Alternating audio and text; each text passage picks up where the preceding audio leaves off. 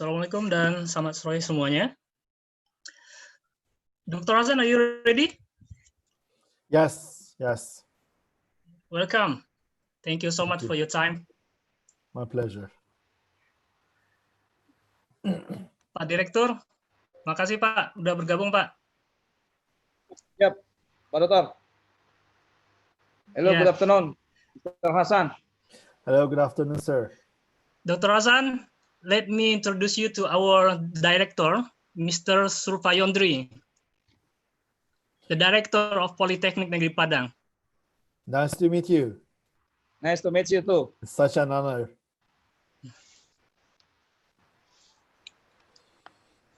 Pak Direktur, Yap. Dr. Hasan ini dia orang Turki, kebangsaannya Turki, tapi sekarang bekerja di Korea Selatan. Jadi aslinya dari Turki, tapi bekerja di Korea Selatan. Oke, yuk.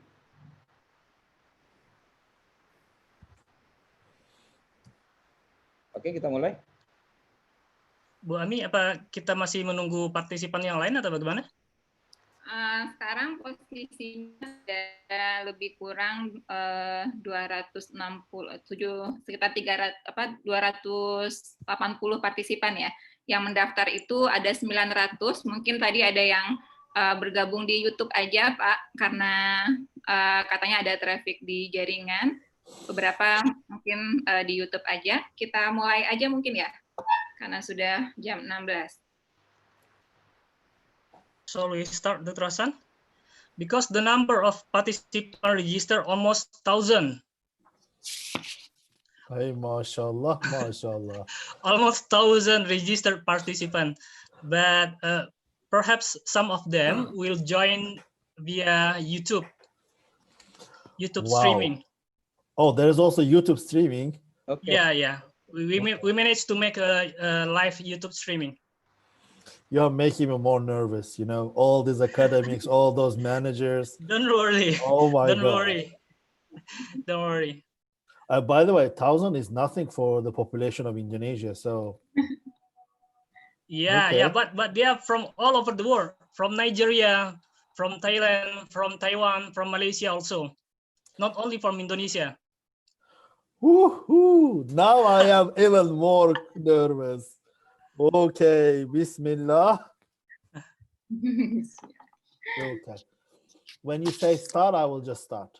Yeah, it's almost 300 join us in Zoom.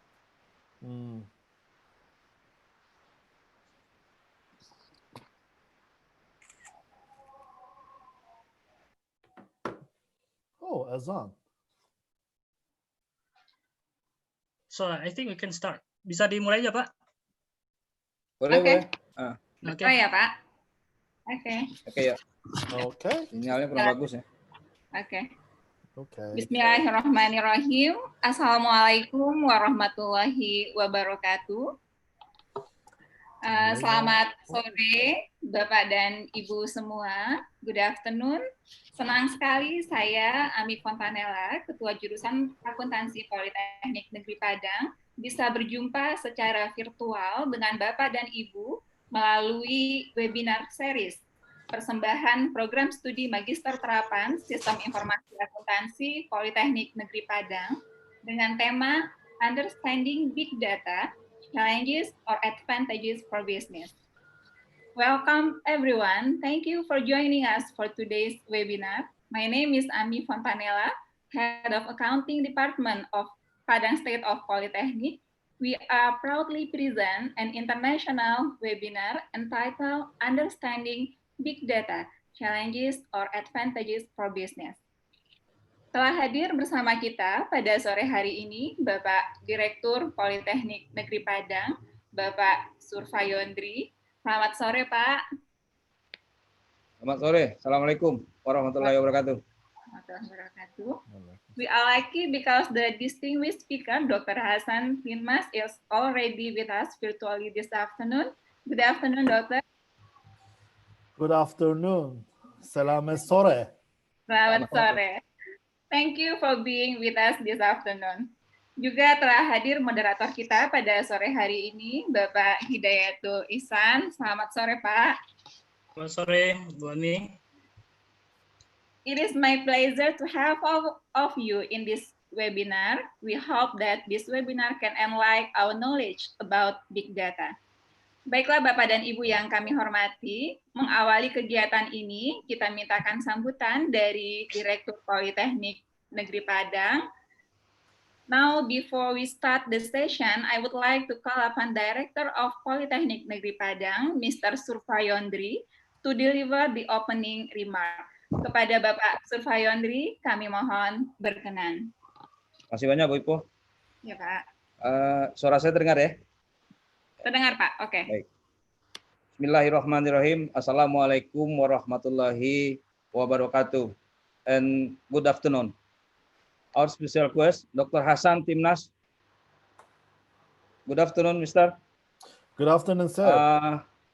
Dr. Hasan Timnas from Endicott College of International Study, Hosung University, South Korea. Yang kami hormati, Bapak Ibu, peserta webinar pada hari ini, di mana topik kita itu adalah Understanding Big Data, Challenge of Advantage for Business. Pertama sekali, marilah kita mengucapkan puji dan syukur kepada Allah Subhanahu wa taala. Alhamdulillah pada hari ini kita bisa bersilaturahmi melalui webinar ini. Mudah-mudahan Allah Subhanahu wa taala selalu memberkati dan memberikan rahmat kepada kita semua.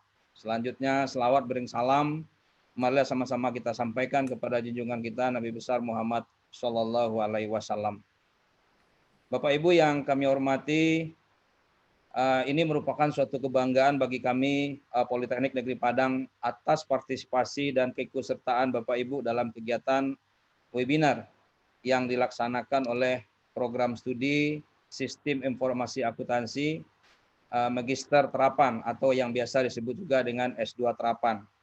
Ini rahmat bagi kami keluarga besar Politeknik Negeri Padang, di mana program studi ini adalah program studi yang baru lahir di Politeknik Negeri Padang. Jadi kita mengucapkan puji dan syukur kepada Allah Subhanahu wa taala, dan begitu juga kegiatan ini adalah kegiatan yang pertama yang dilaksanakan oleh program Magister Terapan Sistem Informasi Akuntansi Politeknik Negeri Padang. Jadi apresiasi, salam hormat Bu Ivo dan kawan-kawan, Pak Ul, dan begitu juga kawan-kawan akuntansi, dan begitu juga kepada kawan-kawan keluarga besar Politeknik, dan tentu juga terima kasih kita kepada Kementerian Pendidikan dan Kebudayaan, kepada Dirjen Vokasi yang telah memberikan support luar biasa sehingga program studi ini dipercayakan kepada Politeknik Negeri Padang untuk kita operasionalkan pada tahun ini. Bapak Ibu yang saya muliakan, saat ini kita dihadapkan ke kondisi yang sangat luar biasa.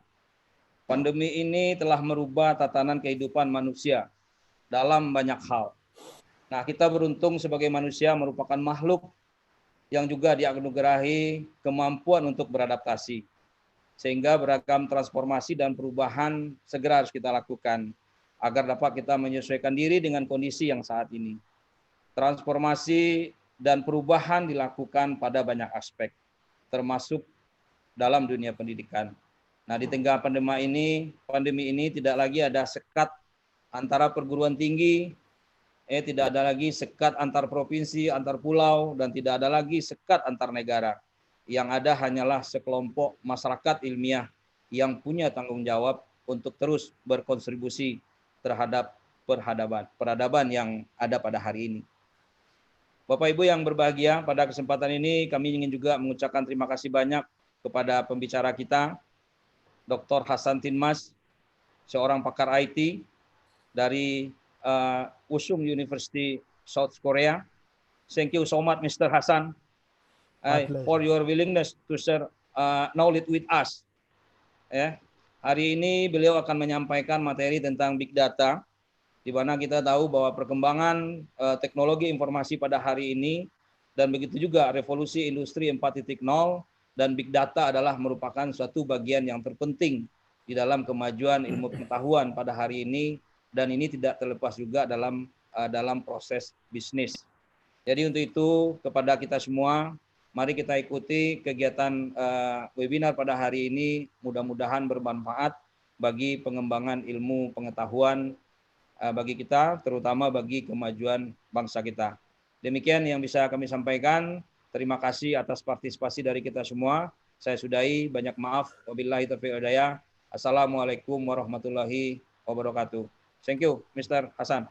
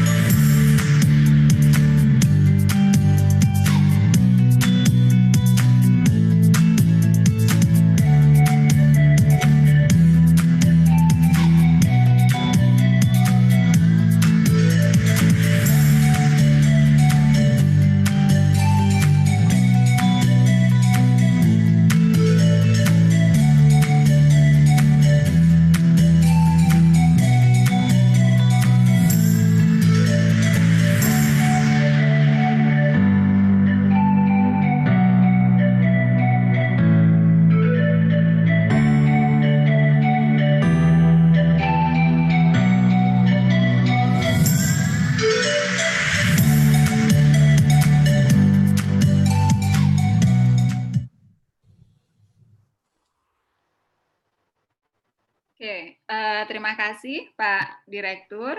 Bapak dan Ibu, selanjutnya kita ikuti bersama pemaparan materi oleh narasumber kita, Bapak Hasan Tinmas PhD, yang akan dimoderatori oleh Bapak Hidayatul Ihsan PhD, Koordinator Program Studi Magister Terapan Sistem Informasi Akuntansi Politeknik Negeri Padang. Without further ado, we will turn the time over to our moderator to lead the session. This interesting session will be led by our beloved lecturer, Dr. Hidayatul. Kepada Pak Hidayatul, kami persilakan.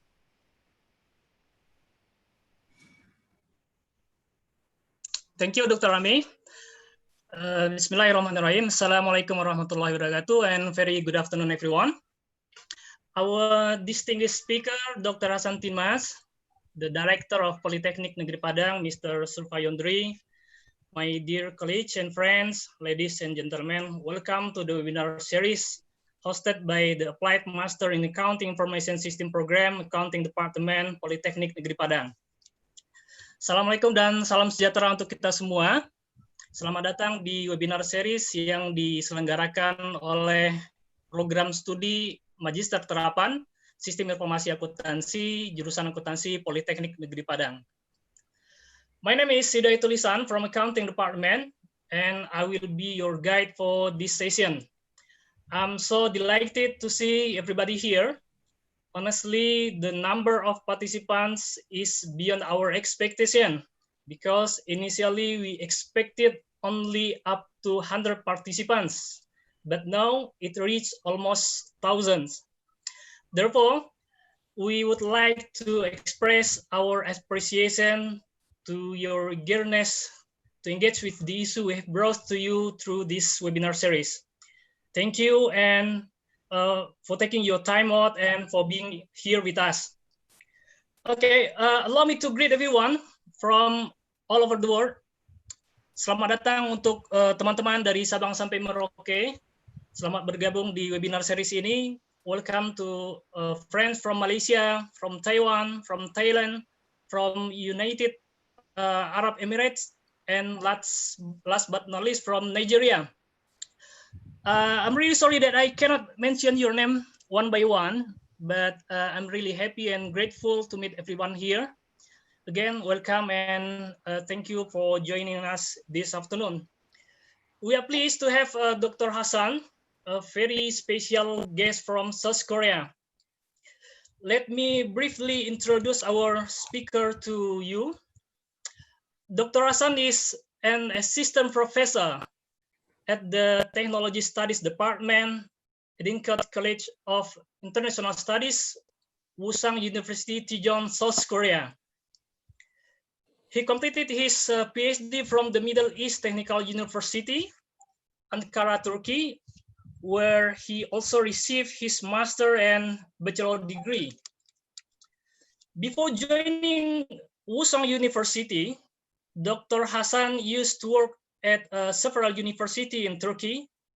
He used to be a lecturer at the Istanbul Jelisim University, Bogazici University, Istanbul Cultural University, Baskan University, Ankara, Sulaiman Demirel University, and many others. His research interest is related to the use of social media in education, also related to e-learning and learning application, and includes management information systems. And today, Dr. Hasan will be sharing his professional thoughts regarding the big data and its application in the business. Of course, I will not give a long introduction regarding the big data because it is Dr. Hasan Ostorisi to talk about.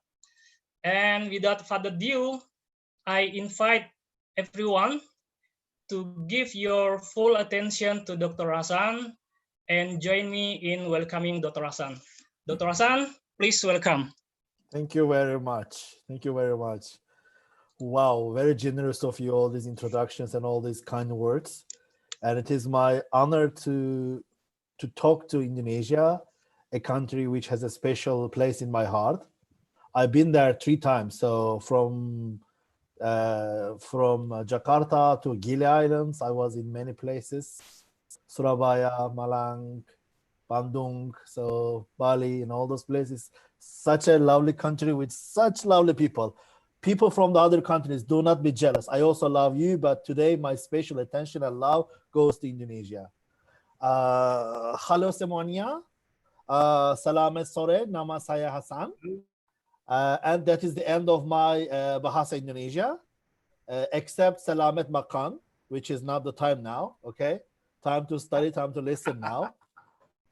So yeah, makan is important. No makan, no speech. That's the rule. Okay. So Okay. No makan, no speech. Yeah, don't expect more Indonesian. Okay, that's the end. So if somebody will translate, not me. Now, why big data is a big topic. It is not possible to talk about big data like in 1 hour or even longer. So I just wanted to give you simple but important points. But any of you here wants to learn more, wants to ask more questions, or wants to have project or any idea to share with me, I will show you my email. Anytime you can just ask me any question. So don't hesitate about that. Okay. And actually, it's very funny that while we are talking now, we are actually contributing the big data. We are creating big data now. So big data is endless. Okay. So let's start with that. So let me start. Professor, may I share my slides now? Okay. Haydi bismillah. Okay. Okay, so we were talking about the name of the presentation. What should it be? And we decided that we should name it like first understanding what it is, and then we will be focusing on the advantages and challenges of big data. So as the professors who introduced me told, now I'm a professor in Daejeon, South Korea. So city is actually known as the Silicon Valley of South Korea. So we are much more related with the technology here and with different technologies, and big data is one of the area of our department. And today I wanted to show you one thing, that big data is related with all the disciplines. It doesn't matter what is your expertise, from accounting area, from medical science, from computer science, from linguistic, all the areas, all the disciplines are related with big data. And I was watching the video, the demonstration, and it was saying that bridge to the future for the university. Big data is one of the tools which will take you to this future. I think somebody just turned on the microphone.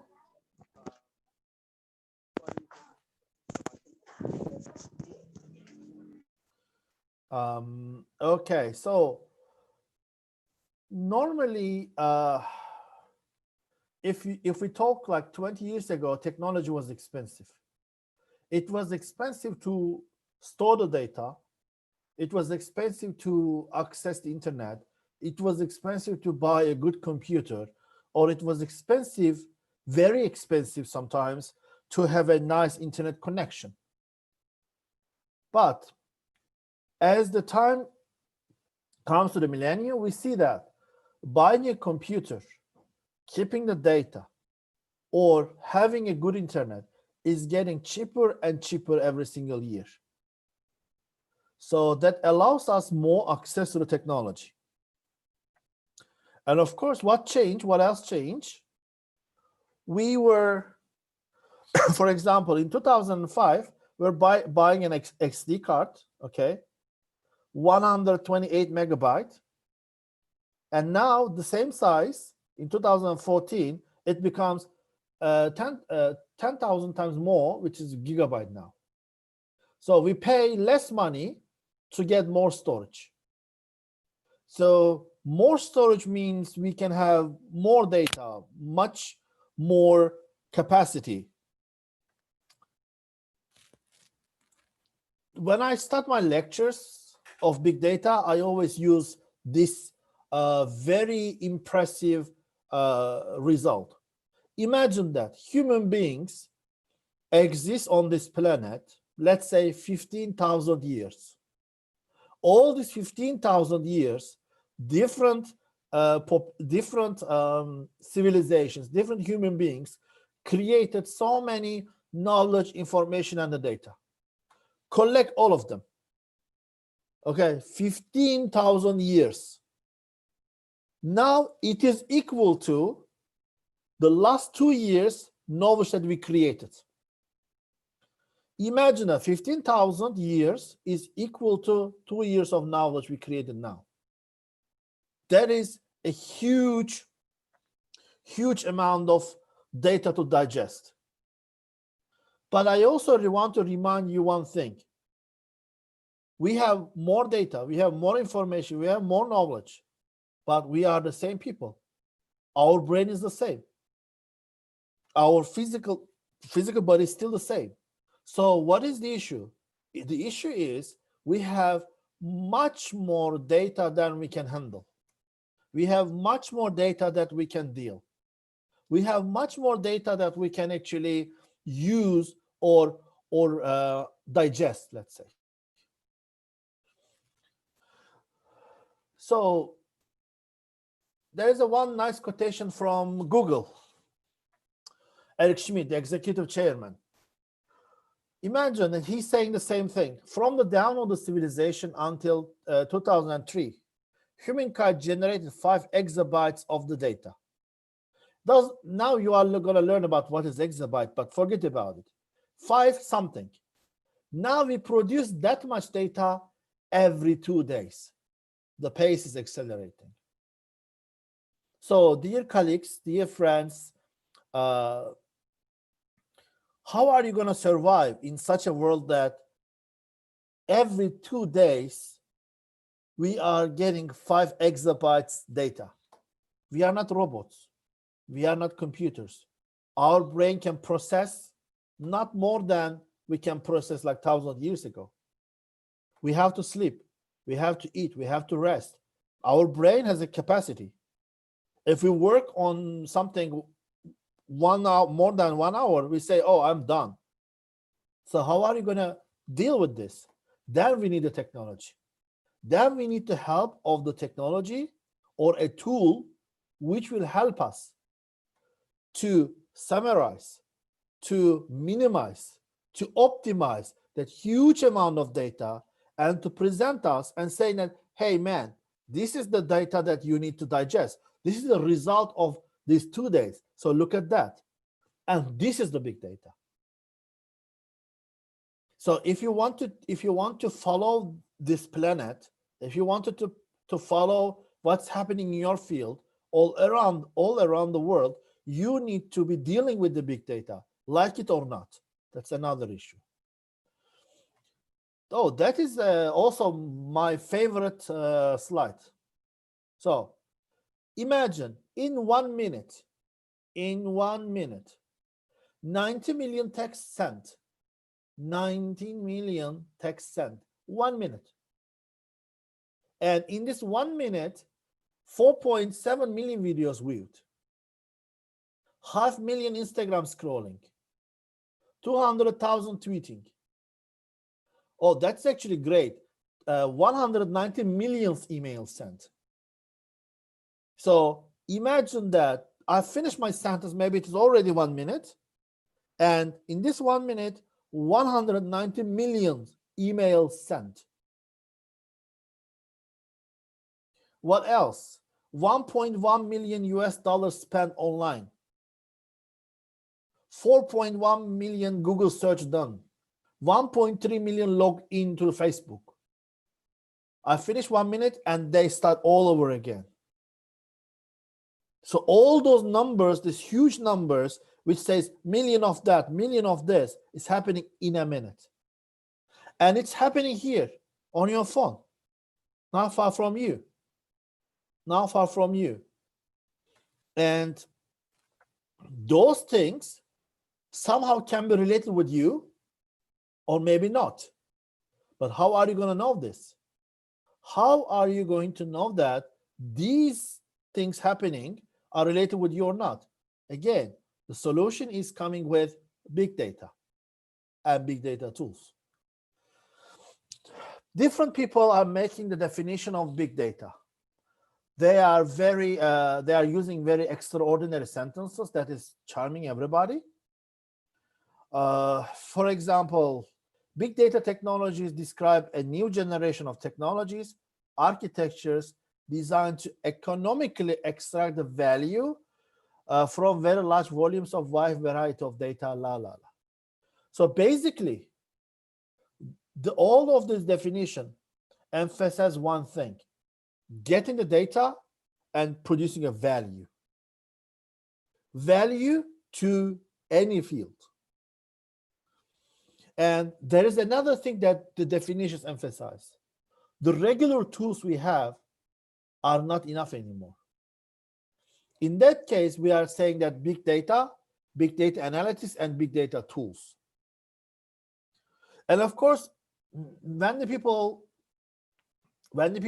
listen big data presentations, they get frightened. Oh my God, there's so many things to do with that.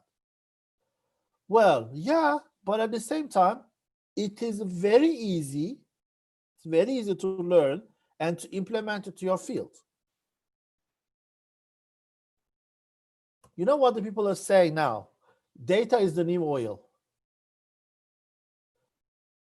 So that's a very interesting term that people are comparing the oil which is bringing the financial capitals to many countries. Now people are saying that data is the new oil.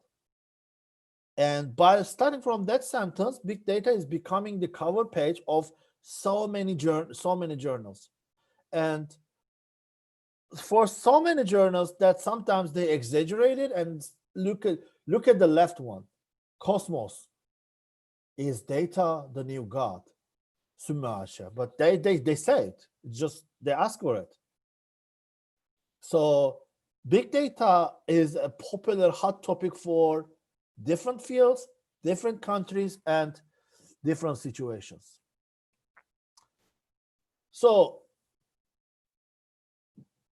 let's assume that you are mostly from the universities or academia, but is the big data only for the academy or for the university or for some technology people? The answer is no. Let's have a look at this. This is a sentence coming from the chief economist at Google, Hal Varian. I want to read this slowly so that we can digest it. The ability to take data, to be able to understand the data, to process the data, to extract the value from the data, to visualize the data, to communicate, it's going to be a hugely important skill in the next decade. So it's going to be a skill, okay? The big data or the data related thing will be a skill. You know, now we are writing certain things on our CVs. And in the next decade, it is going to be expected that you write something related with the data. But of course, not only the professional level, but even at the education level for the elementary school kids, high school kids, and for the college kids. Because now we really do have essential free and ubiquitous data. What is ubiquitous? Ubiquitous is data everywhere. So complementary scarce factor is the ability to understand the data and extract the value from it. Data will lead you to value. So dear friends, what you should understand from the big data is it is not a technical process. It is a process of extracting value from the data. Why I am emphasizing this? If you are from the department of, let's say, one social science, that you say, oh, I'm very scared of technology. I'm not close to technology. So do I have a place in the big data? Oh, yeah. You are at the center of the attention. You just need to find somebody who can make a big data analytics for you.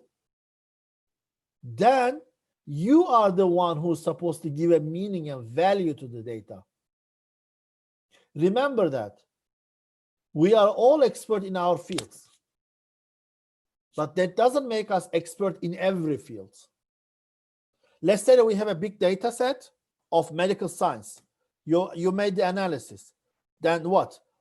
Are you be able to diagnose a cancer? Are you be able to diagnose a fraud, a banking fraud, for example? I don't think so. That's the important thing is our domains. So what is this big data? What about the units? I think everybody knows about bit, byte, kilobyte, megabyte, and gigabyte. So it's a part of our lives. But with the big data, we have different terms: terabyte, petabyte, exabyte, zettabyte, yottabyte. Actually, it goes further, goptabyte, the top. And these are new terms, but these terms will be a part of your life soon. Why? Because we already have hard disk and laptops saying that it's 1 terabyte. So now you can buy a laptop which says 1 terabyte. So those things are actually looking huge to you. Wow, look at the zeros. So many zeros at the top. But I want you to get your attention to one thing, the red ones. We produce 1 exabyte data on the internet per day. And Facebook itself produce more than 500 terabytes per day. So these are happening. By the way, I can hear that some people say, come on, professor, it's Facebook. What data can create a meaning to me? Well, if you are saying that, I just wanted to remind you a very important sentence. If you are not paying for a product, if you are not paying for a product,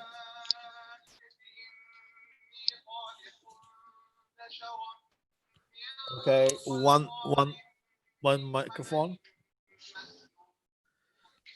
Okay, somebody listening Quran. Okay, now, sorry. So there's one very important sentence. If you are not paying for the product, you are the product. So what does that mean? Are we paying for Facebook? No. Google? No. WhatsApp? No. So many other programs, the answer is no, no, no. But how can they be the most richest companies all around the world if we are not paying for anything? Because they are using our data, collecting this data, and they are selling our data in the form of big data to the other companies, and then they can make an analysis on that. So if you wanted to understand those data terms, let's have a look at this. A byte of data is 1 grain of rice. Kilobyte is cup of rice. Megabyte is 8 bags of rice. Gigabyte is 3 tracks containers rice. Terabyte, 2 ships container rice. Petabyte is 60 kilometers of length rice. Exabyte is 3 times UK rice. Zettabyte is the number of rice that can fill the Pacific Ocean, and the yottabyte, 1 yottabyte is actually the whole world as a rice bowl. So this is a huge amount of data we are talking, but this huge amount of data is our reality today. So I wanted to take your attention to this comparison now. What is traditional and what is the big data? So first of all, with the traditional data, you deal with the structured data, which I will explain soon, but the big data is mostly unstructured and semi-structured. What is semi-structured? When you look at the data, you understand, oh, that's a date, that is a photo, that is a text. But unstructured means they're all together and you cannot categorize them. And then, of course, the size of the traditional data is something that we can analyze. For example, Access, Excel. So we can do the analysis, or SPSS, if you know about the statistical programs. But the big data requires specific softwares for the analysis. And with the traditional one, I'm skipping some parts faster. And by the way, I'm going to share my slides and everything with you, so don't worry about it. So with the traditional data, we do diagnostic or prescriptive analysis. That's my personal definition, that with the traditional data and traditional analysis, we look at the past and somehow today. But with the big data and big data analytics, we look at the future.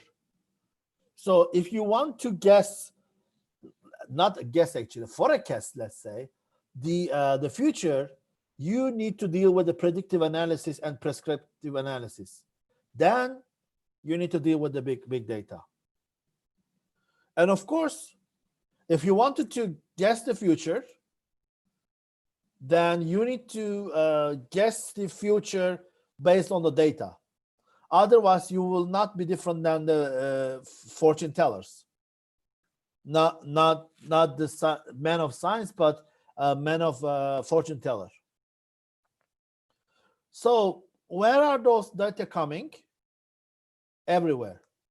Sensors all around us. Social media, satellites, mobile phone, our Google search, our transactions, or anything happening around us electronically these days.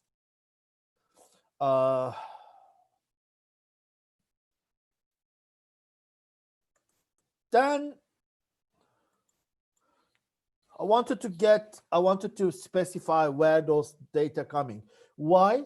Because if you know where the data, the big data is coming, you will know how to collect them and you will know how to make use of them. So basically, any electronic activity produce data for us. Your mobile phone, when you use your mobile phone, you produce data. When you use your credit card, you produce data. I want you to take your attention to one small thing. When you have a smartphone, when you download an app, application asks you two questions. One, do you allow me to use your photos? Number one. Second, do you allow me to use your location? Once you said yes to this location, your mobile phone becomes the part of the big data world. Wherever you go, your mobile phone signals produce information. Information for who? For the company who's interested. So they know about that. Another thing that maybe you have never ever thought about, when you take a plane, when you move from one place to another, the plane also produces the big data. How big? These Boeing planes, their jet engines, only the engines can produce 10 terabytes of operational information every 30 minutes that they turn. Imagine every half an hour, one of these engines creating 10 terabytes of operational information. Remember that location is a very, very important data for you, for people. So you can say why. Imagine that, I mean, may Allah protect all of us, but let's say that an earthquake happened and a building collapsed and then you are under this building. Your location and then the signal coming from that mobile phone can save your life. And so many other companies are using your location to send you some advertisement data. That's another thing. So either you use social media, either you use an application, or either you take a plane, you contribute to the big data. What else? Conversation data. When you send emails, when you use Facebook, when you use Twitter, you actually produce so many information for the big data. You may think that why the people will care about my Facebook or my Twitter. Maybe not you personally, but hundreds of you, thousands of you, 2,000 of you will provide a lot of information for these companies, which I will explain soon. What else? The photos, the video images we share, okay? CCTV cameras everywhere. They also produce a lot of data. YouTube is the center of this video and image data productions process. Sensors. So, like it or not, our world is becoming more digitalized. Like it or not, everywhere is full of one of these: gas sensor, color sensor, light sensor, photo transistor, touch sensor. So many sensors around, heartbeat sensors. And this is small sensors that's surrounding us. But let me show you one other thing. This is a proper car, and look at the number of sensors on a car, just a regular car. Look how many sensors it has on it. And imagine that each of these sensors create data for somebody. for somebody. Who is this somebody? Anybody who wants to produce a better car. Anybody who wants to create a driverless car. You know that now people are getting crazy to kick the driver off so that the car will just go by itself. People are having deep learning studies, machine learning studies, artificial intelligence studies, so that they will work by itself. Then who else? A government who wants to control the traffic better. So many other bodies are looking for the census data. Of course, related with the sensors, there is one very important term. I don't know how many of you heard about it, but there is a new term, which is a bigger term than big data: Internet of Things. Things means everything. For me, I define Internet of Things as the social media of machines. You know, on Facebook, human beings can communicate with each other, anywhere on this planet, and on Internet of Things, devices can talk to each other. You can say that, you know, I don't care about this. I don't see any of them around me. That is the issue. They are there, but they are hidden. And you think that they are not there and they just do nothing. No, no, no. Let me show it what they are doing. Look at this.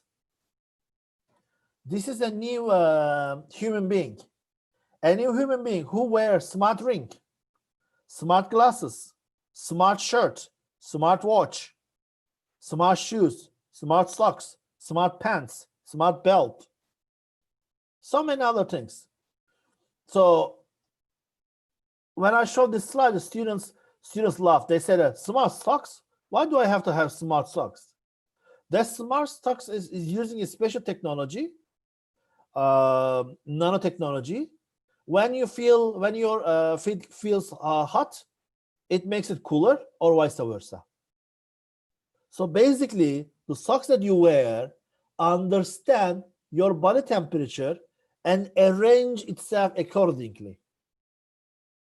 Is it done? No. That sock sends this information to somebody or a center saying that with this hour, he was feeling warm or cold. You know that there are so many diseases related with the body temperature. So with the body temperature, you can guess. So that is the thing that we are laughing is actually somehow can save our lives. Done? No. Look at the statistics. It is this year. By 2020, Internet of Things technology will be 95% of electronics for the new product designs. You know what does that mean? That means that by the end of this year, all the electronic devices all around the world can communicate with each other. So as long as there is a way to communicate, it can be Bluetooth, it can be RFID, it can be micro signals and any other signals. Those devices can communicate. Do you know that people already have refrigerators which can measure the content of the refrigerator inside and understand your habits? And when you are out of milk, refrigerator connects to internet by itself and order milk for itself, I mean, or for you. You decide. So that technology exists. That technology exists that can understand what you want and can order the food for you. When you're out of tomato, somebody will knock your tomato and say, oh, you're out of tomato. Maybe you will not even know about it.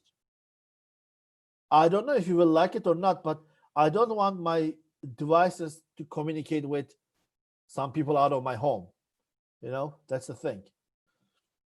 So those technologies also create data for us. And of course, that Internet of Things exists at smart home, industry, automotive, agriculture, military, and medical field, environmental field, retail, and so many other places. I was watching a news recently about the agriculture in Indonesia, and the people were saying that the future of Indonesian agriculture is highly dependent on this Internet of Things. Why? Because with these sensors, you will know if your soil needs watering or certain other medications or anything related with that, and also for the crop management too. So big data is highly related with this Internet of Things, which produces data every time. Done? No, we have something bigger than this. We have satellite image. Do you know what is this? Professor Hidayatul Ihsan, can you guess what is this? It is not Lord of the Rings. It's not the Lord of the Rings. But can you guess what is this? I'm not sure. Well, that is the first photo of the black hole in the space. So this is the first ever photo taken by the human being of a black hole formation. Okay. So look at the photo. Photo looks a little bit too basic, let's say, or like, what is this photo? But for this photo, that girl, look how happy she is. And actually you can see a little bit of the photo over there too. On the big data of that much data, look at this. 5 petabytes, 5 million gigabytes of data, and all those data is only for that photo. Why people are doing this? Because we are demanding more. When we demand more, when we say I want more, we need to collect more data to satisfy their demands. So imagine, she used satellite data of all the world's satellite data, by the way, to collect this data. That's a very interesting job to do. Okay, now let's go a little bit difficult stage. We have 3 V of big data: volume, velocity, and variety. Whatever you read about the big data, you will hear this 3 V. Volume, as you may understand, it's about the number of data that we produce. That number of data that we produce is actually cannot be analyzed by regular tools anymore. And on so many books, it says 300 terabyte is the least amount of big data. You know what is this 300 terabyte? Let's assume that you have one laptop with 1 terabyte and it is full of information. Then imagine 300 of them in one room can be the least unit of the big data. When you think about it, it's like huge. No. When I consider dear friends, when I consider the population of Indonesia in terms of the youth, which is actually another superpower, the youth, those youth are using different technological devices, and they're always contributing to this big data all over the world. Oh, I'm getting good questions from people. For example, one of the things, if everything is connected, what about the security? Honestly, no one is secure anymore. And there is no hack-free environment. This is number one. That is why there is another question about the blockchain technology. That is why people are doing so many study on blockchain as well, to have a better protected environment, which is not our topic, but you need to understand that big data it's like infancy step. It's a baby step now. All this blockchain technology cybersecurity are also following that baby steps. So that is why it is important to be ready for these technologies for the future. And I get some questions in Bahasa Indonesia, so I cannot answer to these questions. This is related to accounting, actually. Oh, accounting questions are not mine. Yeah, he's asking about the recording and accounting now turn into the electronic things. So what the accountant should do to adjust themselves with this development? Well, I know this not your area, actually. The professor, the answer of this question is actually, it is not the job of accountants to do the analysis, but it is the job of the accountants to find the right data to be analyzed. Plus, when the analysts give you the result, you have to give a meaning to that. So the domain expertise is very, very important. Let me continue with the other way, which is velocity. Big data is different than traditional data in one way, that it never stops. I showed you a slide. Every 60 seconds, something is happening. Millions of things are happening. And this is only the social media. CCTV cameras on the street, satellite, and so many places are still producing the data. The other thing is about the variety. We have a big variety of the data. We have big variety of data. What kind of variety we are talking about? We are talking about structured data like numbers, dates, or text, or semi-structured like tweets or logs. But 80% of today's data are coming from the unstructured one. What is this unstructured one? Email messages, okay, multimedia, presentations. Why they are not, it's very difficult for students to understand why they are unstructured. So this is paper, right? This is a paper, and I will take this paper and I say that, oh, there is another paper. So paper and paper, I can categorize them. And now I have another paper. So paper and paper, they categorize. They are very structured, okay? But let's assume that the paper comes with the mobile phones, okay? That's here and together. So what is this? How can I categorize it? To mobile side or to the paper side? Let's assume that you get an email. You get an email, and the email has one video, one photo, and one text inside. So how can you categorize this email? Text category, video category, or photo category? So because of these different categories coming together, it is much more difficult to handle those categorization. That is why people are dealing with mostly this unstructured data. And one of the other things, which is also related with the question, some books talk about 5V.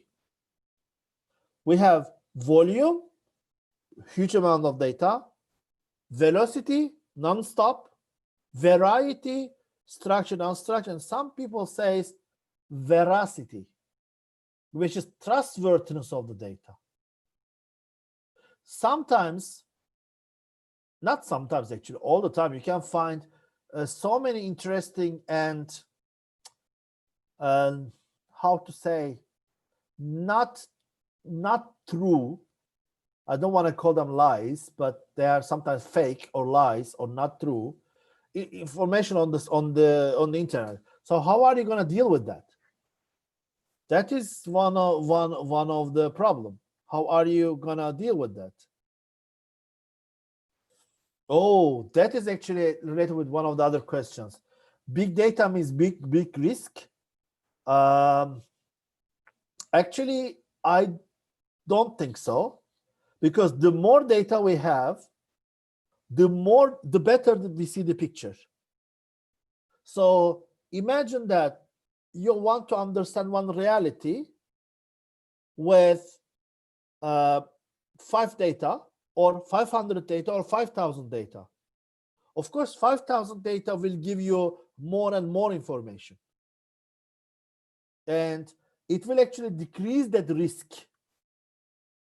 But of course, oh, there are very good questions about that. Okay. Another question is, how are we gonna know that the data is not manipulated? That is what I'm saying. It's about the veracity. But let me tell you this.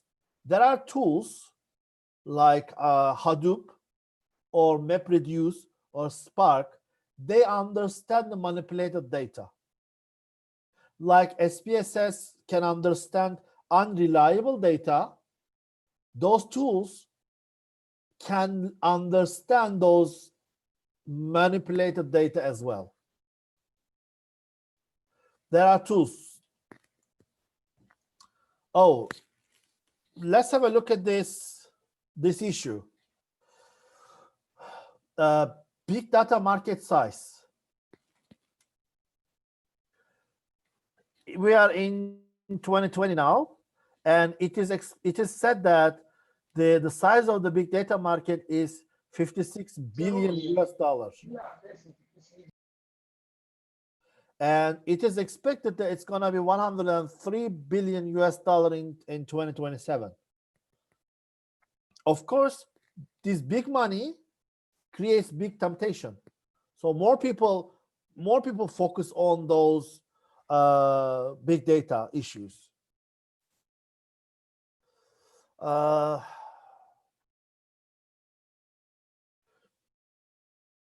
Then I just wanted to touch certain points before I go for the applications. I don't want to keep you forever here, but one of the things that the big data allows or helps us, let's say, it gives a very clear prediction of the moment. So if you wanted to understand your customer in June, big data will allow you to understand them very well to the moment because of the number of the data. And of course, since they use a diverse set of data, it allows us to understand if somebody is manipulating the data or not. So if I said, for example, let's say I send you an email. I send you an email, and I said, let's say that I send you an email, and an email is saying that I hate you. So when you read this email, you will give a meaning that, oh, someone is hating me. But if I say, hey man, I hate you, if you had an expression, the meaning will totally change. So if you wanted to give an interpretation of this sentence, you need to know the context. You need to understand so many other things. If you just look at the text, you will give a different meaning. That is why the big data is providing us more context and more possible interpretations. And of course, without human being, data means nothing. So context, context, context. So what does that mean? The data from, let's say that you collect the data from Indonesia, and someone is trying to do a big data analytics with it in Italy, let's say. That person, without knowing the context of Indonesia, cannot give a meaning to that. Can only put the numbers and cannot express it why this is the case. That is why without the humans, without the social context, it is very difficult to understand the big data. Now, if you are ready, I am gonna go show you one slide. Don't be scared, okay? These are the number of tools that we have to do big data analysis. I'm going to show them category by category by category, but you know what I put this? I put this because I have this question like, how can we know that the data is not manipulated? These tools will help us.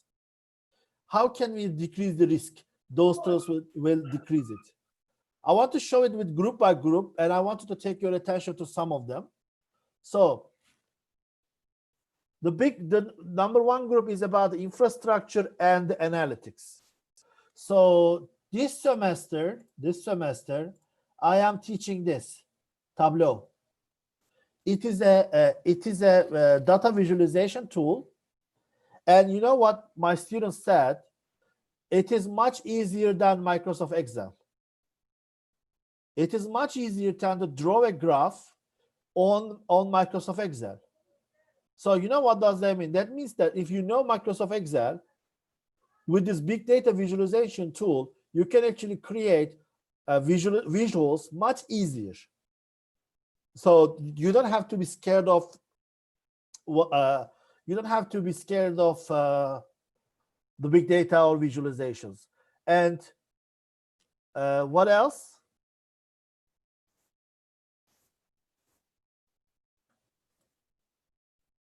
I want to take your attention, some friends here. Finance big data applications specifically, or advertising industry, education industry, government, real estate, finance lending, insurance, healthcare, life sciences, transportation, agriculture, commerce, industrial, others. So these are all different applications and the tools that are coming with those industries. So if you are still asking, is my field related with the big data? The answer is 100%. 100%. And this is actually the challenge. That's actually the advantages of the big data. Big data touch every field, and big data is ready. The question is, are you ready? Big data is ready with tools, applications, and so many other opportunities, but it waits for the domain experts. Professor, do I have to pay for these tools? That's another thing. Universities do not want to pay because they have a budget. Then this comes here. There are so many open sources, which means free tools. Hadoop, Scarp, Yarn, they are the most favored one. They are totally free. So today, if you wanted to create a course for the big data in accounting, those tools are for free. And free, there are so many books for free as well.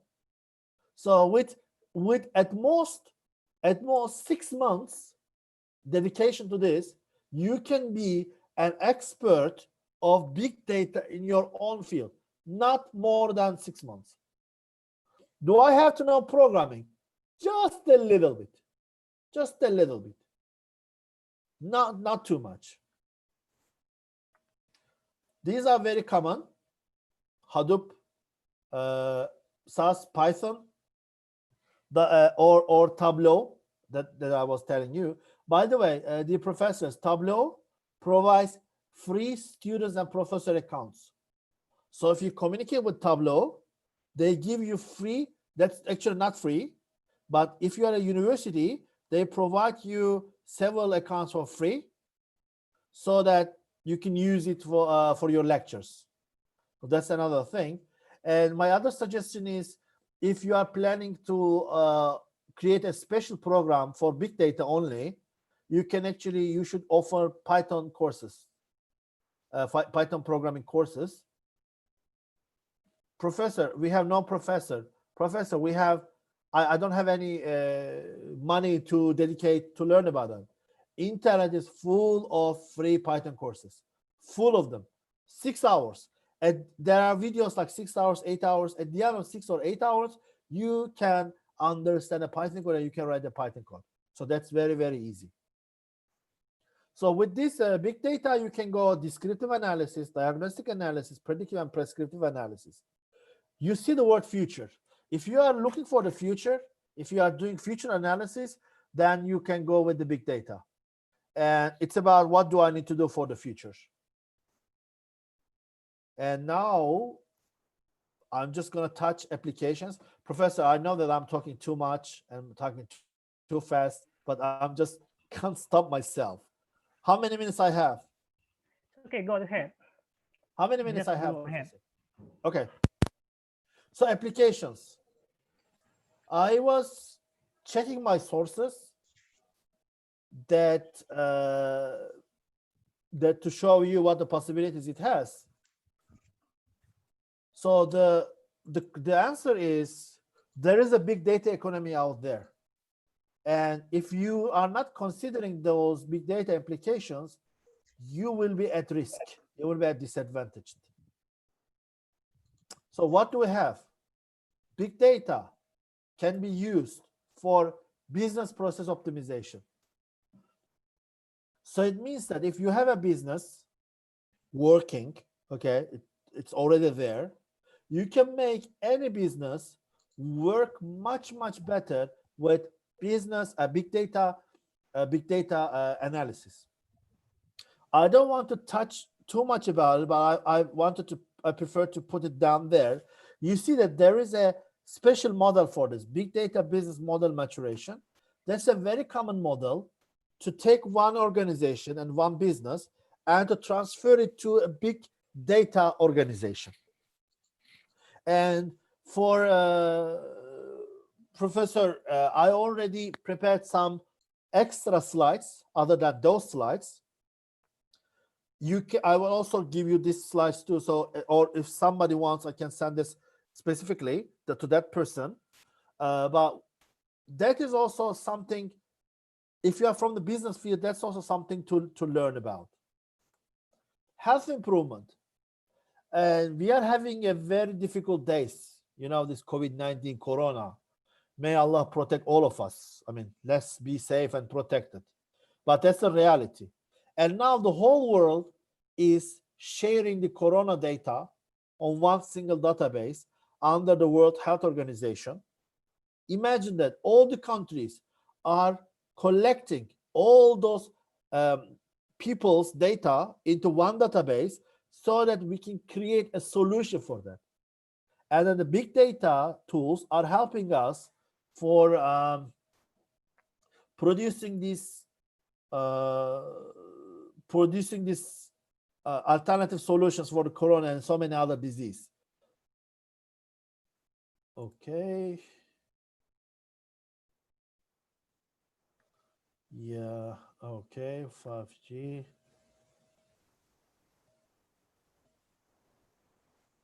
Oh, okay. People are talking a lot about security. Yeah, I understand that. That is what my students also talk about, security. And yesterday I was talking about cybersecurity in my class for 3 hours. At the end of the day, they become like very irritated. They were like very nervous. Oh my God, what are we gonna do?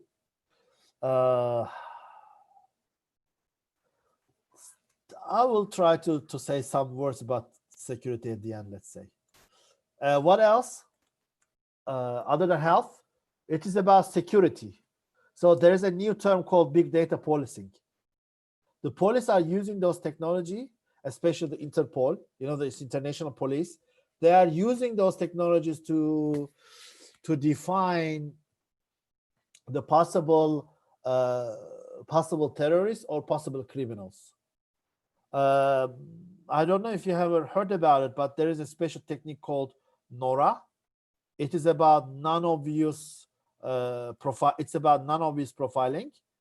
They try to understand. Let's say that you go to the airport while the airport security check, they actually check you only. They if they don't like you, they take you away and they ask you so many questions. But there is one further level. Sometimes they say, give me your mobile phone. Some countries do that. And they check your Facebook accounts, they check your Twitter accounts. And then with this process, they actually understand if you are if you are related with somebody criminal. That's also a very common technique these days. What else? That might surprise you. Sports. Forget about the upper part. Let's look at the bottom. That's a very interesting example. 2014, Germany in the FIFA World Cup. Germany had an immense success that made everybody surprised. Then it was understood that Germany spent 2 years to analyze Brazilian players' every move with the big data. Imagine that for the 2 years, every act of those football players were recorded by the Germans and they analyzed by the big data analytics. And at the end, they created a defense based on this big data analytics. And there was so many discussion. Was it ethical? Was it correct or not? But that was there. And in 2018, it repeated. So that's also possible. Then optimization of smart cities. Is somebody talking to me or no? Okay. Smart cities are in the countries.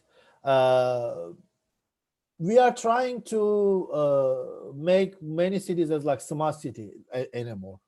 People like to call it like this way. So in here, Korea, we have Sejong City as smart city. And in Malaysia, as far as I know, it's Putrajaya. So the people are trying to make those cities smart, and they like to do analysis. What kind of analysis? They like to do this analysis of traffic jam. They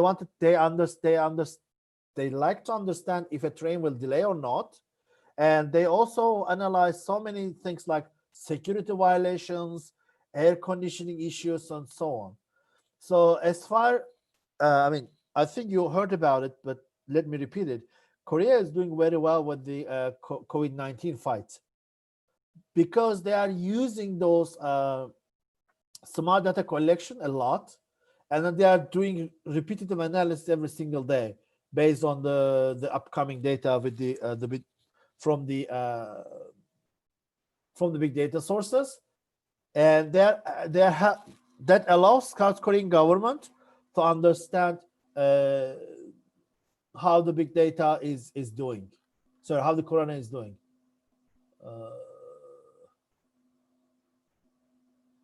Well, yeah, one anonymous attendant says that, yes, I have experienced it. Oh my God, I don't know that it was big data security works. Well, today, ladies and gentlemen, today, if you go to China, number one, if you go to UK, you are going to experience those bit security related things more than you can imagine, more than.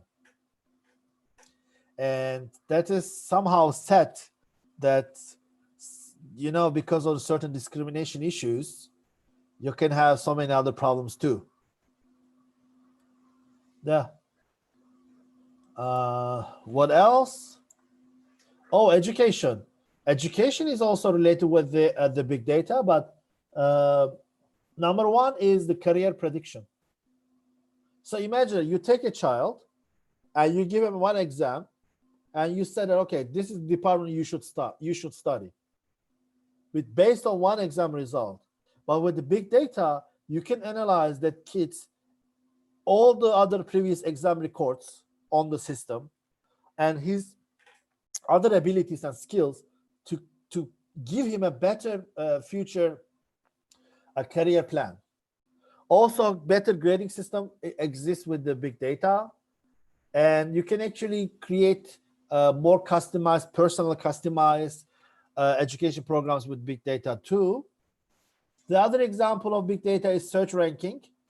I think you heard about this SEO, search engine optimization. People are paying a lot of money now to be at the top of the Google search, because according to statistics, people spend 1 minute on the first page to see if the results that they are looking for is there or not. So less and less people jump to the second page, third page, or the fourth page of the Google search. So people like to be there. And the big data allows those companies to take a place at the first page. Then, what about if you are doing an e-commerce job? It's again the big data, because it allows you to understand if you are doing your job well or not. I think everybody knows about Alibaba.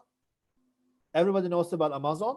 So those big e-commerce sites are actually using your data a lot to develop themselves. Of course, as I told you before, there is location and proximity tracing as well. If you are using applications like Swarm or Foursquare, they love to chase you. And if you are using Facebook, I want to remind you one thing. When you upload a photo, it automatically asks you, so tag the location. The location is getting more and more important for the social media platform to sell it to the other companies, so that the other companies can analyze us and can offer services accordingly. And those cell towers or satellites are providing so much information for many of us. Then the other thing, what are the causal factors? Something happens and we want to understand why. So I shared a very basic root case analysis process. And in this process, there is one part says collect the data, which is step 2. If you have more data, you will understand the reasons much, much better. So if you wanted to understand why something happened, what was the underlying reasons, and also if you wanted to understand the deepest points of this issue, the big data is your friend.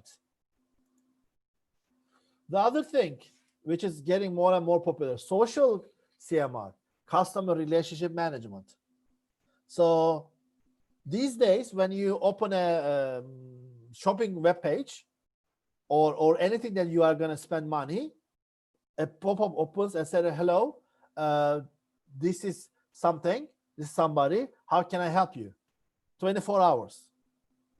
Actually, this is an artificial intelligence technology which is communicating with you based on the customer relation management principles, and it allows you to feel special. With this special, you actually provide more data to them. I'm going to answer all those questions at the end.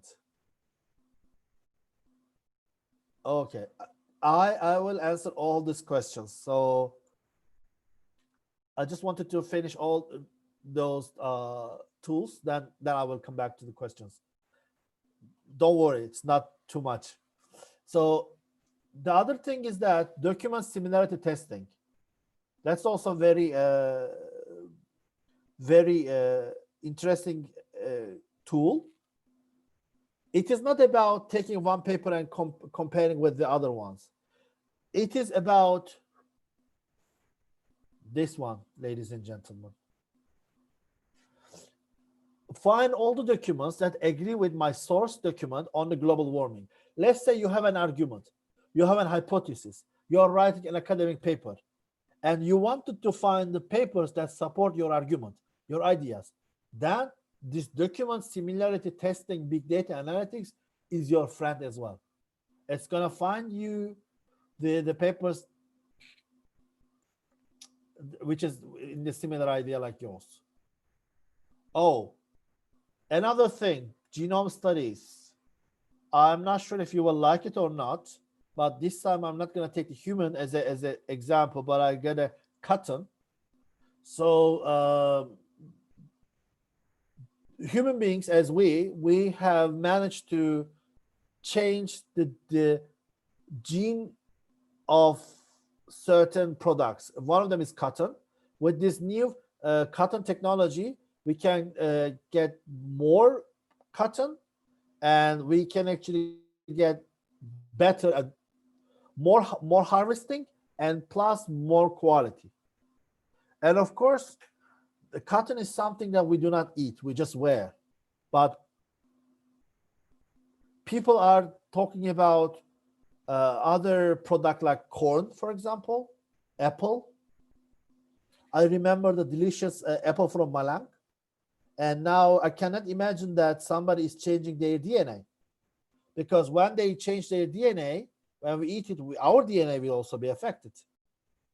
So sometimes people are doing something for science, which allows the other part of the equation. Another example of big data, I think you must have experienced before. Amazon uses a lot to understand the cohort groups. So it says, hey, if you buy that book, you should also buy that book because people also buy that book too. So, for example, if you book a ticket today to anywhere in this planet, your computer will start telling you that, oh, you bought a ticket to that place, but you should also buy another ticket to that place. And it is very common. I'm not sure if you see that or not, but it's very common that if you are searching for a plane ticket to Jakarta, for example, to Indonesia, anywhere else, Aceh or Makassar or anywhere, then 5 minutes later, you start getting advertisement about, oh, do you want to see Bali, the paradise? And then they say the hotels. So they when they understand that you belong to the traveler group, when the big data find you that you are one of them, you get more information. I already told you about in-flight aircrafts, so I don't want to spend more time about it. Smart utility matters. You know that every time we pay for gas, for electricity, for so on, but the big data can actually understand more about that. Plus can offer special bills to some people, which means that if you spend less, you will be rewarded by the government that the price will also decrease. So it's not going to be a fixed price for everybody. It's going to be less price for the people who protect the environment. Again, satellite, there is also another one, satellite images that they used. Look at the satellite information, who are using it. Government and military, transportation, enterprise industry, and energy. Then medical field, CAT scans. It's like MRI, but it's like the slice of your body. And they compare, why is this big data? Imagine that you have something in your body, but the doctors cannot diagnose it. So they take your scan, they compare it with the database of this World Health Organization, and they try to find a similar one, and then they try to bring you the similar diagnosis at the end. And for financial side, we have so many different special algorithms or tools which can understand frauds, which can understand the right time to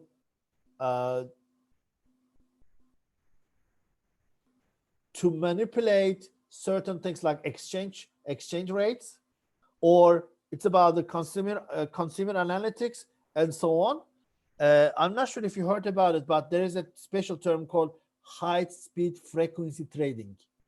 High-speed frequency trading.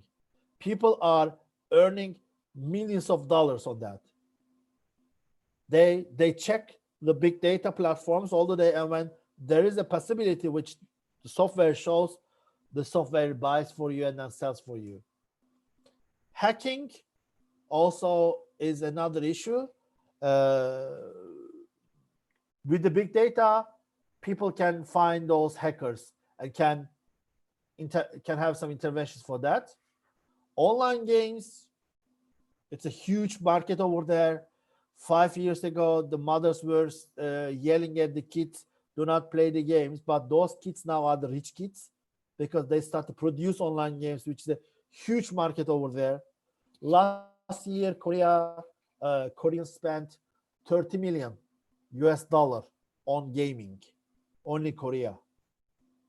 So people are spending money on that. And also another thing, your smart TV. Oh, let me ask you this question. Do you know that if you have a smart TV, when you use the remote controller to turn it off, it actually does not turn it off.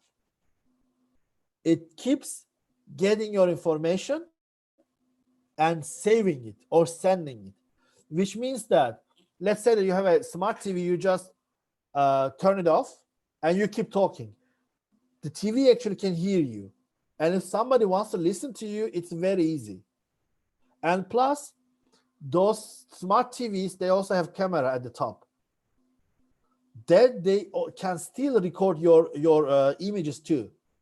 So in that case, many people recommend to cover them. So or take the electricity completely off, so to make them off indeed. Big science, another issue, like atom smashes, weather analysis, and so on.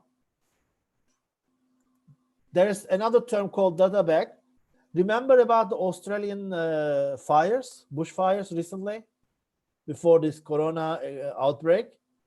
And with the big data, you can actually guess where those, when and where those fires will happen. The other thing is about the insurance sectors. The insurance sectors can guess the risk of you and can adapt your insurance policy based on that. Or also mortgage or loan risk analysis are also done by the big data. And you know what is funny is that our students think that nobody cares about their social media, but those insurance companies, they care. They check your accounts very carefully. For example, if they see that you have a photo with a cigarette, okay, or if they see that you are having trekking, you are always having a good body shape, so they change so many things in these policies based on this. The last one that I wanted to show you is about churn analysis. What is churn analysis? Churn analysis is about keeping your customers with you. Imagine that somebody is tweeting about a product saying that I hate that, I will never ever buy that product again, so on and so forth. So that means that that customer is about to leave. And in that case, the task of the company is to keep that person there. So with the big data analysis, the companies can understand who is about to leave. That's one side. The second side of the issue is the other company will know that that guy is leaving, so I want to take it. So that's another thing. So Professor, these are the topics that I wanted to emphasize, but let me look at the questions. And if there is, if I can answer some of them, I really wish to answer. Oh, there's a very nice sentence. The world is getting smarter, but less secured. Yes, that's for sure. Connections bring more problems, because once we are, imagine that's my example. Imagine that now if I put my finger into the plug, the electricity will damage me, right? But imagine that I hold 10 people's hands, the electricity will also damage those people too. Now we are all holding the hands in this planet. Our mobile phones bring the technology that we can hold our hands. So if something happens to me, it will affect the others too. So that is why there is this security issue. So should I be worried about that? That's one of the questions. Let me ask you a personal questions. There is HIV, there is flu, there are so many types of cancer, the cancer over there, there's corona, there's COVID-19. How much you are worried about them? How do you arrange your life for them? That is the same idea. You know, if you know about those security issues, you will act as a responsible person. So what is this responsible person makes, for example? That responsible person do not feel every test on Facebook. You know, the professor, there are tests on the Facebook saying that, do you want to learn who loves you most? Do you want to learn who you were in your previous life? It's very interesting that the people who do not believe in previous life, they fill the survey. When you fill the survey, you actually share your information with the Facebook. And on the Facebook, do it what? Sell the other. Ladies and gentlemen, if you really want to learn about more, read some news about Cambridge Analytica scandal. That is one of the top security violation of our data in this planet, which affected Brexit, Russian elections, American elections. We don't know, maybe it affected all the other places. So just read about those people.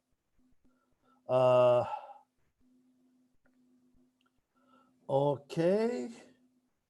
Well, when there's so many quarantine around us, you can watch so many big data videos or also analytics.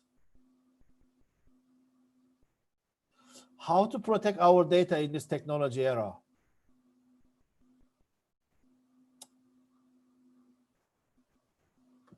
By being responsible. That's very easy for me to answer. So one of the hacker techniques that they use to hack your accounts is to use your birthday. Some people put their full birthday on Facebook, on Twitter, on so many other places. And here we go. Some people put their full home address. Here we go. Some people, you know, let me make you a little bit more crazy, but not too much. You know that we do like this, some photos. In Korea, people do like this, small heart. When the Koreans photos, like they do like this, small heart. I have so many friends working in the security fields. They said, hey, Hassan, don't do it. I said, why? Because there are software which can scan your fingerprints from that photos. You can change, ladies and gentlemen, you can change your password, okay? You can apply to the government. You can change your name, surname, whatever. People are changing even the gender, but you cannot change this. Cut it or not. So once it is gone, it's gone. And then the people say that do not make selfies very close. They can even steal this iris data. So if you are doing this, no technology will protect you. It's about you and you. That's all. And also people believe so many things. People get so many things. Do not believe every email you get. Double check. Sorry. Hello, there's somebody. Okay. Okay. Oh, actually, the question about the small, medium enterprises, I think small, medium enterprises are much luckier than the big organizations, because the big organizations are very difficult for the big organization, big scale organizations, very difficult to transfer them to the big data economy organizations. But small and medium enterprises organizations, they have a big chance to adapt this big data model, big data maturity model. So they can actually be a very good example of in first big data related companies. And I underline, for me, the countries who have this young population, like Indonesia, they have much bigger potential than all the other countries around. Europe is aging, okay? Europe is aging. Japan is aging. But that aging means so many other things, but that means also one thing. The future jobs must be done by some young people. And that capacity can be with the Indonesian youth. So that is why it is very important. Thank you very much, Professor Ihsan, that you are having these opportunities in your university, in your college, that people can hear about this. You know, at least to hear. Sometimes we don't know what we don't know. You know what I mean? But thanks to you, at least, I mean, not with me, at least you put a title.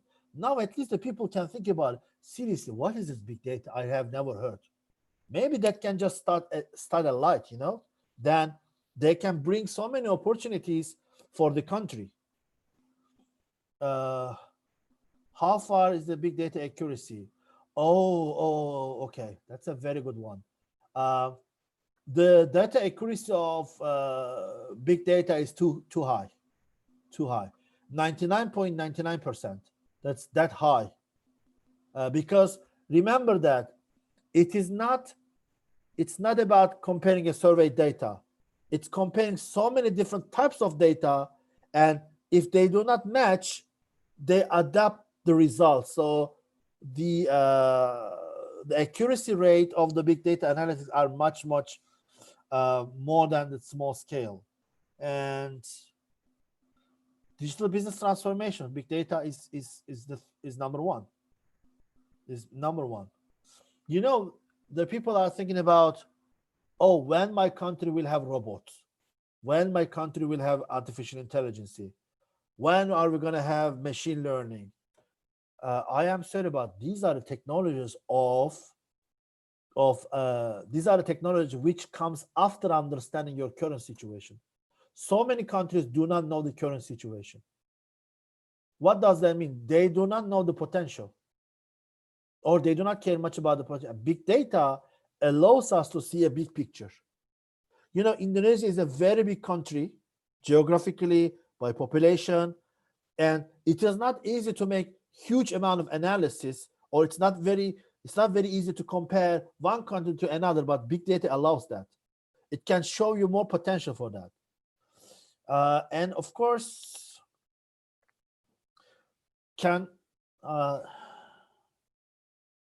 okay, again,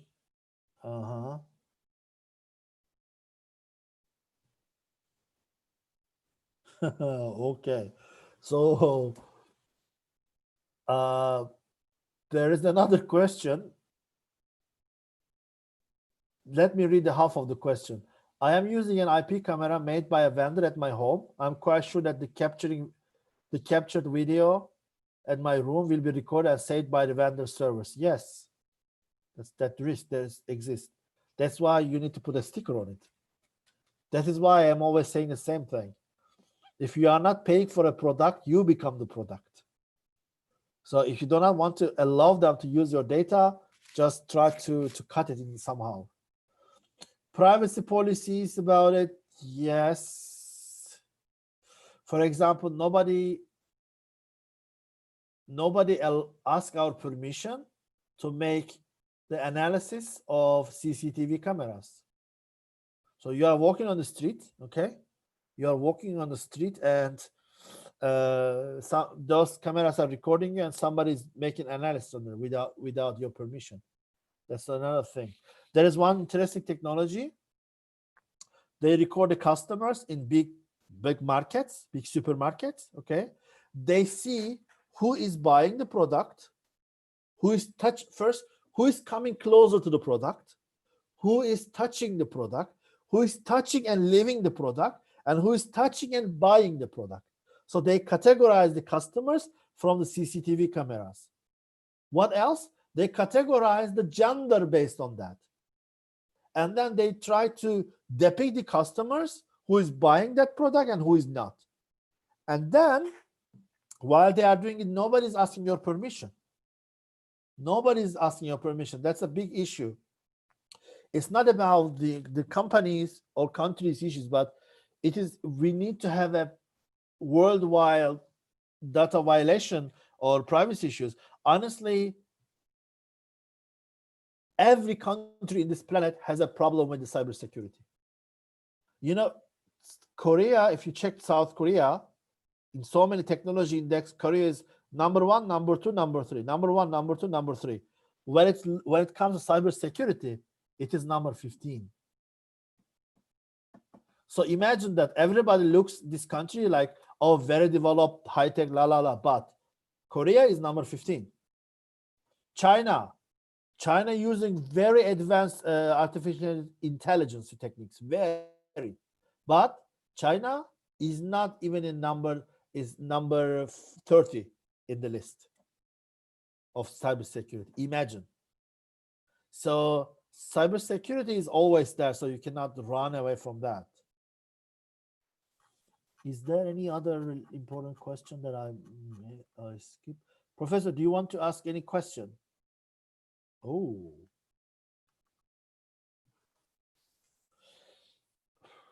Well, there is one question. Is there any global regulations or frameworks?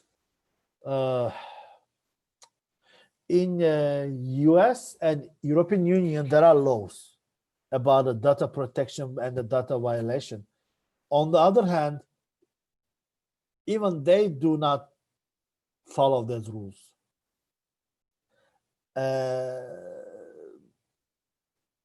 For example, if you are using WhatsApp has a big problem with the US government. FBI wants to get the WhatsApp records of some people, and WhatsApp denied. And then FBI wants to hack the system, which is very interesting.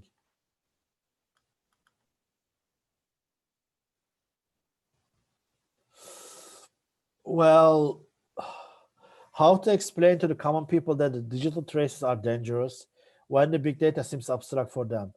Well, that is why I always offer something called like technology literacy courses from the very like elementary school level. You know, if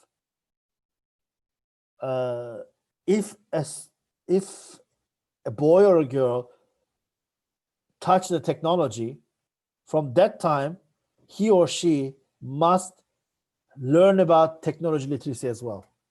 So whatever I do, it will stay there forever. You know, those audience here, you are lucky. You are a lucky generation. Why? Because we, or us, we left less digital footprints on the internet because we were not born with the technologies.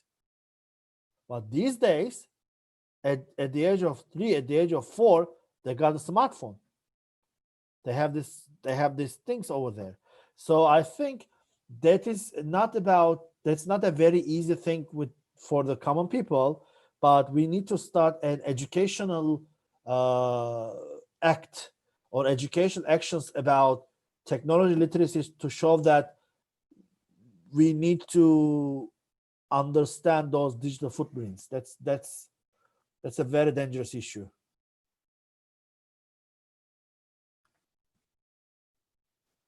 What is your best to advise to tackle the volume issue in terms of DBMS? Okay, that's a very technical question. Well, if you are saying DBMS, which is database management system, you are actually thinking about the old way. It's a traditional way. With the DBMS, we have new database, how to call it, database management infrastructure for big data systems. And I recommend you to search for Hadoop and parallel programming.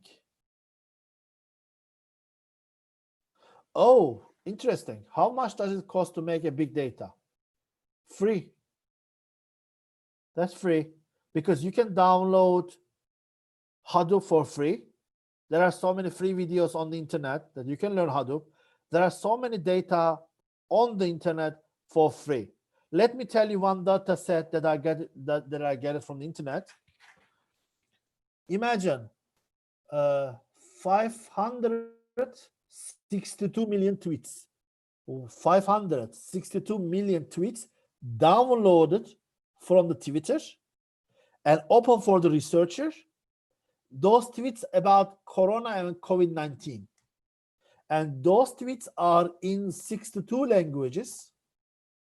And if you are a researcher, you can find so many of this data and you can make those analyses for free and you can do whatever you want.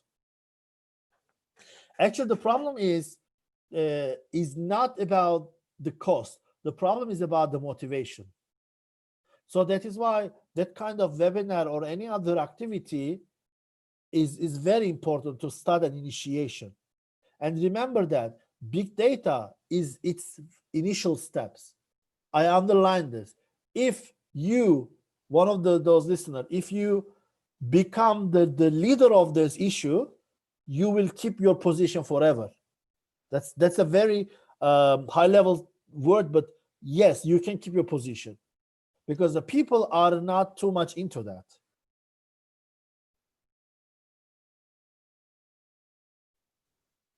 Oh, big data is treating the human's life. That is why I am not a big fan of DNA studies. At the beginning of the millennium, in order to make a DNA analysis of a person, you have to spend millions of dollars. But now, with $2,000 in 1 week, you can get your own DNA cycle.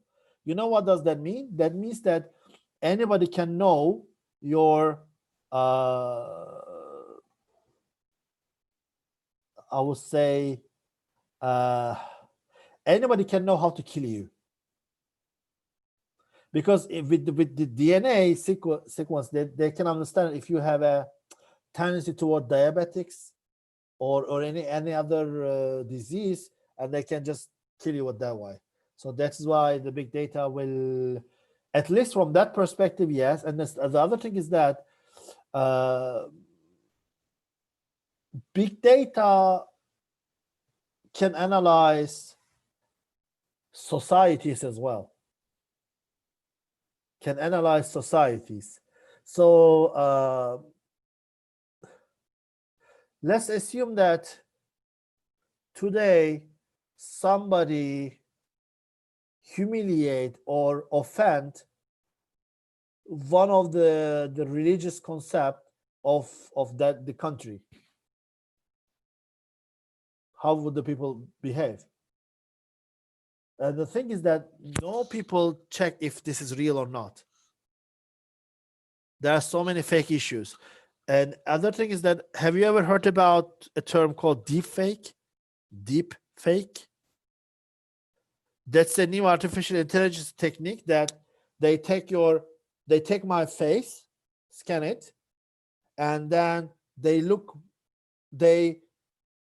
make a 3D model of me, and they can ask the model to say anything that they want. So you can watch me, you can see me like this, but for example, I can be threatening you, or I don't know, I could just talking about something silly. So anything is possible. So we did imagine that one day you are watching a president or somebody important is talking about extremely strange things, which is quite possible today, which is deep fake. Oh, can we sue the company that sell the data to the other company? Answer, no. Oh, sorry, let's say yes, the result will be nothing. Because imagine that with this Cambridge scandal, the USA Senate sued Mark Zuckerberg, the FBI, which got nothing out of that. You know why? Because we do not read. You know, when you install a software to your computer, we only do what? Next, next, next, next, or accept. So when you just check this one of those accept, you actually let those companies to get your information and then use your data. Oh, NoSQL is one of the technique. Yeah, is one of the technique that you can use. But there are different techniques for the big data as well, for Ishaq Beno. And what else? Dr. Hasan, sorry for interrupt. You stop me anytime. No, I mean, because you already answered several questions in the Q&A, I think I would like to invite some panelists to address the question to you, because they don't have the feature of Q&A, so they will address the question directly. Okay, so I will stop sharing. Is it okay? Right? Yeah, I will stop sharing, right? Yeah, if you don't mind. Okay, yeah. Okay, done. And then let's go. All right, thank you. Thank you so much, Dr. Hasan. I think everybody is agree it is very stimulating talk from Dr. Hasan. And I believe that everybody is very curious to know more about the big data. Now, I would like to invite the panelists to address the questions about big data to Dr. Hasan. And please activate your microphone. Anybody? If you want to ask a question, please raise your hand.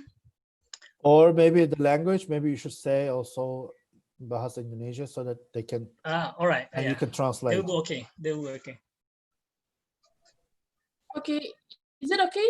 My voice now, can you hear? Yeah. Go ahead, Dr. Josephine. Yes, can you turn on your camera? Okay. Thank you for your presentation, Dr. Hasan. It's really give us a very new perspective on how the data is used nowadays. And my question is really about, we are teaching in university, and especially in accounting and finance, there are many data in finance, for example, about trading, about ordering data, and some people use this data for like making algorithm trading, like you say. But as a, what we call that, how to get the access of this big data?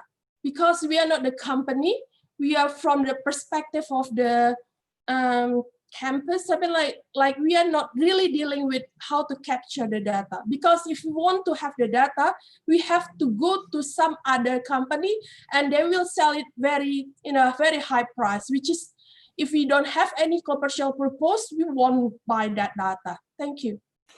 Oh, that is a question. Thank you, Professor. That's it. How can I find the data? First of all, because of the confidentiality issues, even with the money, the companies should not sell it to you. That's actually rule number one, because we don't know how they collected the data. That's another thing. But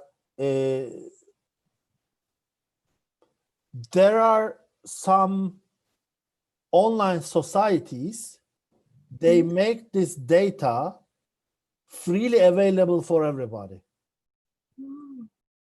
So that's what I was telling, like, first we need to be aware of the big data. Once you're aware of the big data, even if today you make a search about email list or Facebook groups about the big data, you will see so many of them. And with this so many of them, they will keep sending you a free data set. That data set that I was telling you is 562 million tweets, is actually impossible to download from the Twitter, because Twitter does not allow people to download more than 1,000 tweets. But somebody with a special tool, with the help of the Twitter, they use this open source ideology, open science ideology, and they make it ready for you. So even if you want, I can search for you, I mean, specifically where we can find this finance data for your studies. And that's number one. Number two is governments, the ministries actually must provide it, must provide it, as long as it is not about national security issues.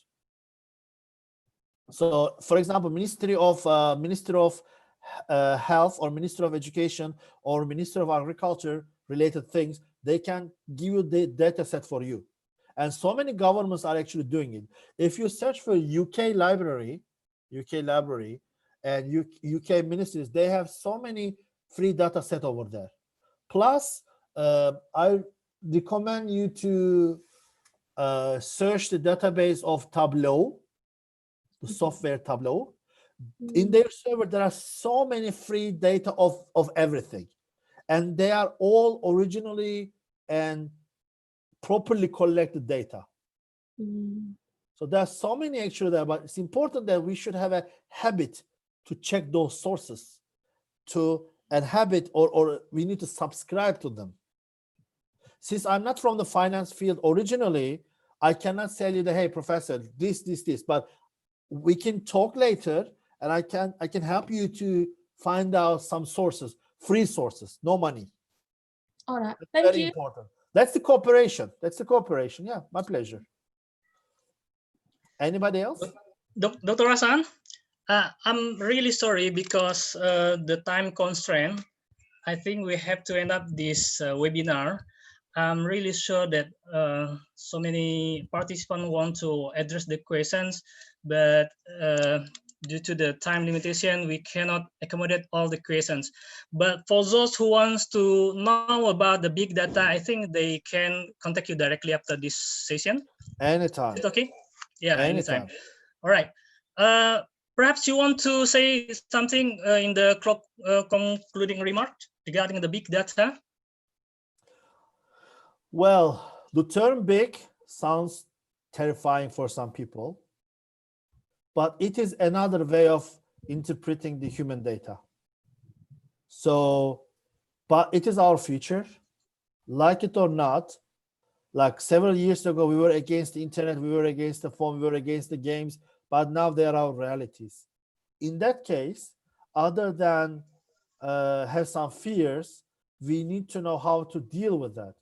And one of the key words for the big data is cooperation. Cooperation.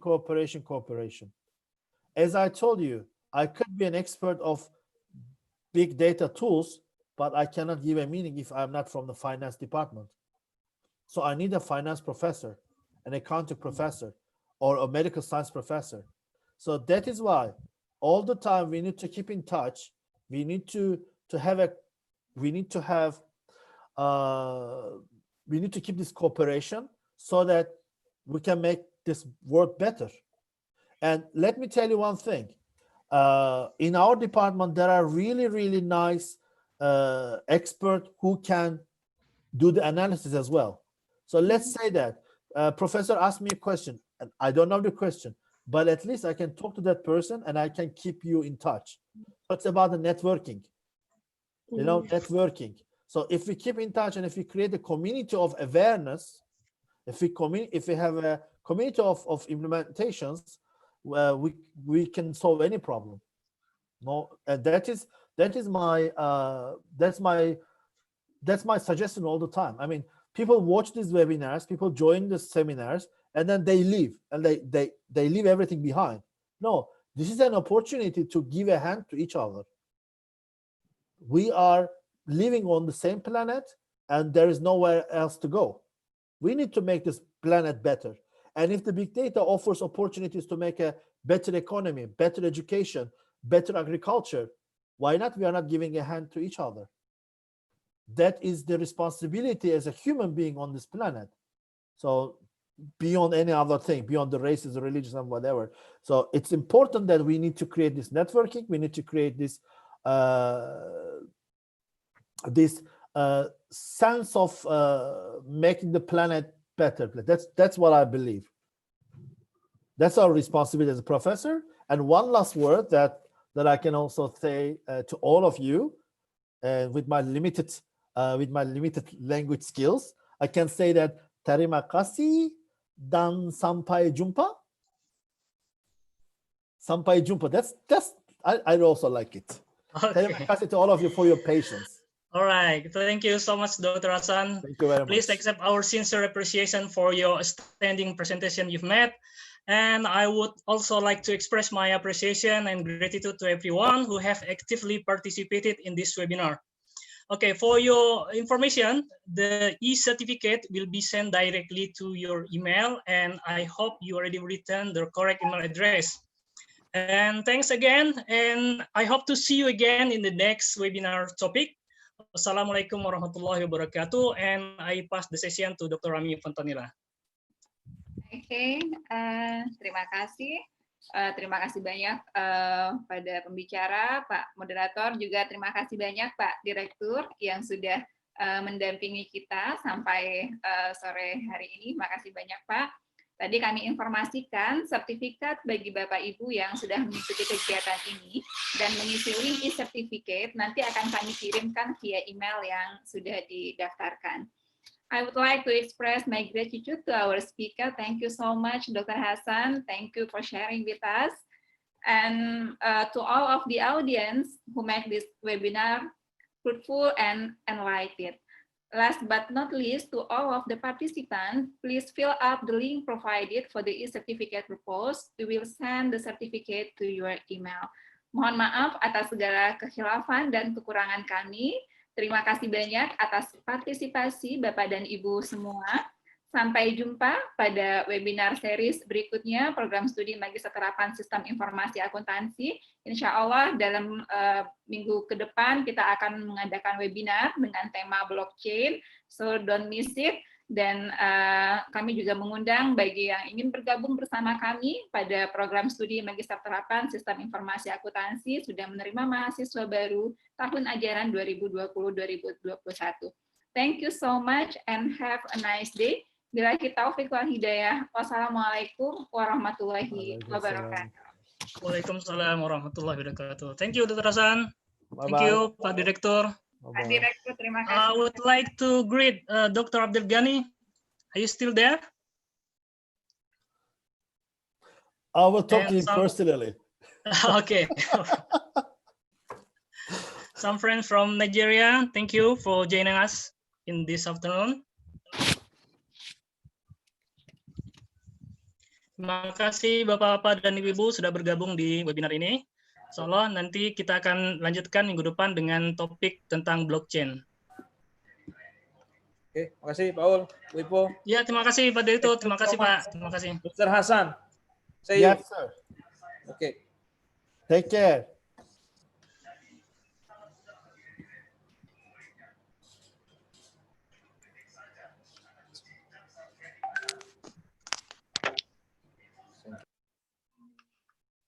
Oh, Dr. Hasan already left.